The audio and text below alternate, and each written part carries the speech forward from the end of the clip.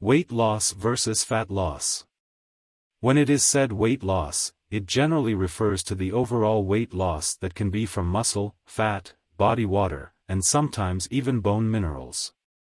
Fat loss is the reduction of body fat weight, while as much as possible maintaining or gaining muscle in the body.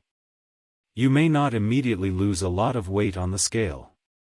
If your goal is fat loss, muscle maintenance or muscle gain. Because muscle is heavier than body fat. In fat loss, you may not immediately lose a lot of weight on the scale, but you will notice. You feel more energetic. You get stronger with workouts. Your clothes are better and fit better.